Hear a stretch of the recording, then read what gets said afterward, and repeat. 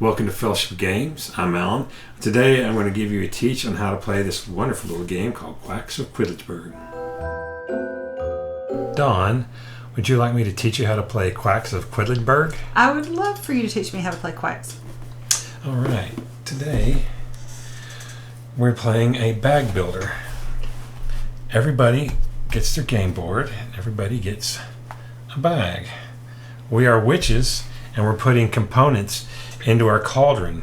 We play it over 9 rounds, and as we play it, we're going to try not to make wonky potions and blow ourselves up. So right here on your board, it tells you exactly what your potion, your bags start with. I went ahead and gave you some cherry bombs. You get 4 1 cherry bombs. Cherry bombs sound delightful. 2 cherry bombs. 1 3 cherry bomb. We both get 1 green. I'll hand you green, and you've already read ahead. You get an orange, and I get an orange You're one. a good teacher. What can I say? And so I'm going to be blue, and I get a point counter, a water drop, which goes on 0, and a rat. We put the rat on the spoon for now. You get an extra water drop. We put it here for now. It's for the other side of the board when you play more advanced. So here's your pieces done.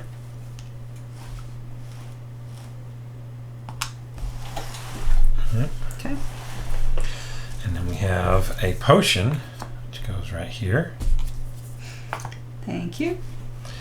And each have a 50-point marker that if we are lucky enough, it starts on 0, to go all the way around the board and cross 50, we flip it over to the 50 side. Nice. This little flame is our round tracker. It goes on the lantern. And there are 9 rounds, so we get 9 of these event cards. 1, 2, 3, 9. The rest go back in the box. We don't need them. All right, I'll make a little space right here for these. It's a pretty simple game. Every single round, you flip over one of these events, and then we're going to draw tokens out of this bag. I'm going to show you an example. And you place the tokens, whatever it says, that many spots forward. So from the water drop, this one's going to go, it's a 1, so it just goes 1 spot forward. Draw another one out, it's a 2. It's perfect. It goes 1, 2 spots forward. Let's see if we can draw the 3, even though I don't want to. Another 1. And basically, you're going to keep drawing out, and you don't want to draw more than 7 value of cherry bombs. Right now, if you look, all I've done is draw cherry bombs. I have 1, 2, 3, 4, 5 cherry bombs.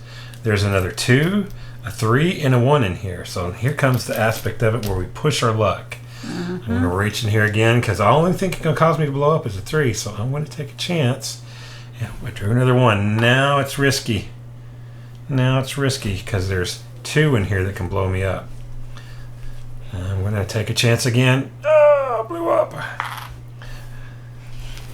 So, now, I have a question. Would I play at the same time as you or after you? Well, we were going to play at the same time, but I'm just showing you an example of how you pull stuff out of the bag. So whenever we actually play around, I'm going to flip one of these cards over, and we're all, everybody at the table, it plays up to 6 people, I do believe, or 5. Everybody at the table is going to be drawing stuff out of the bag at the same time. Gotcha. So let's just go ahead and pull it out. If I had, let's say I drew one more of these, and I'd stopped right there. So I didn't blow up, and I've gone all around the spiral. So you look at the one right past your last space, and that tells you 2 things. The lighter one tells you how many points you have to spend the next round, and the one in paper tells you how many points you score. So in this case, I would score 1 point. I would put this on the 1 point thing. And then I would have 8 points to spend. And now this is where the bag building component really comes in. So in the green, of course, it says if the last space I ended on had a diamond on it, I would collect one of these diamonds. I'll explain what these are in a moment. But I didn't. But like I said, it ended here. The next space would have a diamond on it. So I would be able to... Nice. Yep, I would be able to get a diamond. And now, like I said, I have 8, so you can look and see how much everything costs. I can get a wild card for 8. So each one has a power you read about. Like I said, it's double-sided. In this case, copy the function and value of the last colored chip placed. So that's how it's wild. This one, place this chip based on the total number of spaces you moved your rat stone at the beginning of your turn. I'll explain the rat stone in a minute. But anyway, you'd look and see what you got, and each one of these that you add in, like this one, the blues, if you play the piece on a space with a diamond, I would score that many points as soon as I placed it, but if I placed it on either side, it wouldn't score.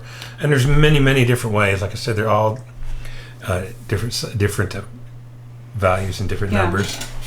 These are always 10. You can get another pumpkin for 3. You can almost always get something for 3. Or you can spend 22 and get a 6. But let me explain to you what happens if you blow up. If you blow up,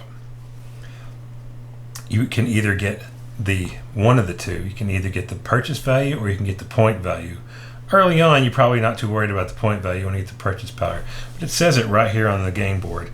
What happens if it has a little blowing up pot graphic here, and it tells you which one, and you can't roll the dice. Let me tell you about the dice now. Every wizard or alchemist who hasn't blown up, at the end, the person who has the most point value gets to roll the dice. So in this case, you would get a gem. The dice has different values. In this case, you get to move your water drop forward. In this case, you just get a point. Now, we're moving the water drop forward. I'll go ahead and explain that now. This is a spiral. If you move your water drop forward, that means your potion already starts at a higher value, so you're going to be able to go further around the spiral as you go. Goal being 35. But you don't always get the purchasing power of getting that. You can move your water drop in one of 2 ways. There's some cards that let you do it, like the Death Head's Moth lets you do it. Or at the end of the round, if you have 2 diamonds, you can do it. But basically, at the end of the game, or end of the round, it has this nice little thing right here on the board, and you just follow it. You roll the person who has the most, who hasn't blown up, has the most points, rolls it. Then the Death Head Moth, the Ghost, and the Spider, their powers activate. And then you can get diamonds if you have a diamond spot. Then you can get points if you got your points. Then this is where you purchase stuff if you have purchase power. And it's kind of color coded. They each match what the color is. And then here at the very end, you can spend 2 points to move your water drop forward or to re-energize your potion. So I'll go ahead and explain what the potion is right now. Everybody has a potion, and whenever you draw a cherry bomb out of your bag, you get closer and closer to blowing up. So let's say I drew this one out, and it put me at 7. I could then spend my potion, and I could put this one back in my bag and continue drawing. I wouldn't have to worry about being at a 7. I would be back at a 5. You can never use your potion, though, if you've already blown up. You can't put the cat back in the bag, as they say. So you have to spend it before you've blown up. And then as the round ends, we move this forward to the next round, and in this case, we're going to be adding the mandrake in. That's the ghost. We're going to be adding the mandrake. There we go. We add the mandrake in, and then the next one, that's when we add the ghosts. We're just going to go ahead and leave them out there.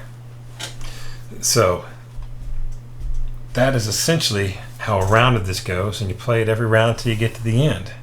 And at the end, there's one change. You're like, why would I want to buy any more tokens at the very end? Well, you wouldn't, but at the very end of the game, for every 5 purchasing power you have, you can use it to spend a point, or to buy a point. So that's one of the reasons why at the very end you still would want to blow up, especially if you have a really full bag and you're able to get pretty far around the spiral. Nice. When do these come out, these guys? At the beginning of every round. So okay. Let's just go ahead and do a sample round if you want, Dawn. All right. Put all my little guys back in the bag. So first thing you do on the round is you flip this over.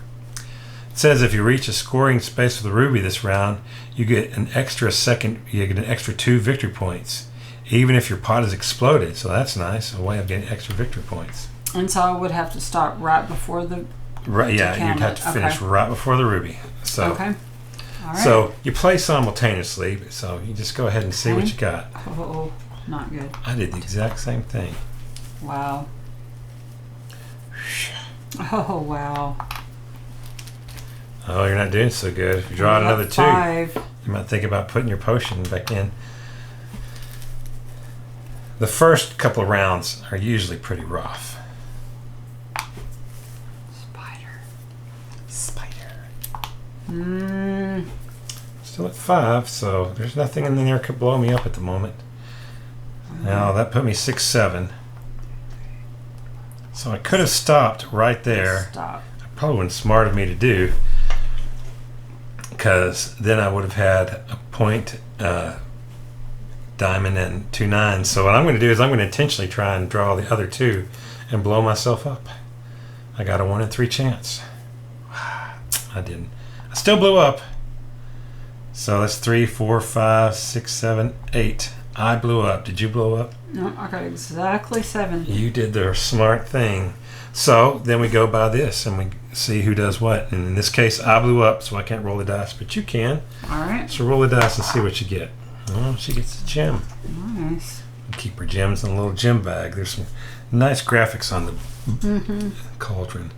And then we go by the next one. See if the green power activates. What is the green power? Nope, that's the one. So, yep. Do I get anything? No, I'm afraid not. It has to be if your green chip is in the, last or next to the last. So that is the next to the last. So, yes, you would indeed get another gem. Ooh.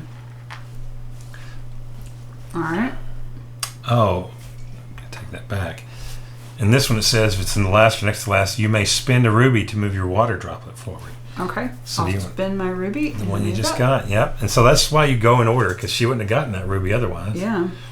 And now we look and see, since this is the next space, next to the last space, I get it you back. get a ruby back. And because of this, you get 2 victory points. I should be on there. 1, 2. Wow. You're stomping me already.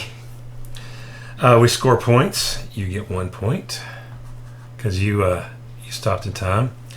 I have to choose now. Do I want to get points or do I want to buy stuff? So I'm going to go ahead and buy stuff. And the early rounds points aren't all that valuable because you're not going to get that far around the ring. And we don't have these yet, No. technically, because we're in the early rounds. No. Yeah, we like to set the little thing on top of it to show they're not available. So now you can buy stuff. So you have 9. I have 12 points to buy with because I Wow. pushed it. Yeah. So you get more money. So I have more money to buy. Right. Yep. And now comes the tricky part.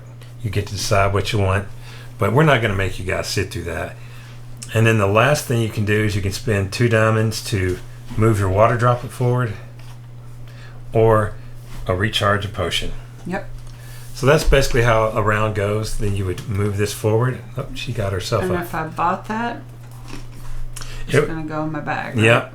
So, yeah, we should have told you that. The last thing you're going to do is you're going to clean up your player board, take everything back, put it back in your bag. Nice. For another round, you move this forward, and now this one, in this case, unlocks the mandrake. And we would flip this over. If you reach a scoring space with the ruby this round, you get an extra ruby. So those are both ruby-centric. It's interesting.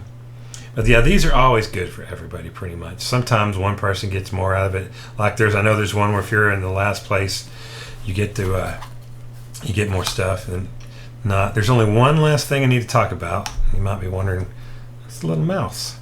If you look at the game board, there's little mice all on the game board, and their little tail crosses spots.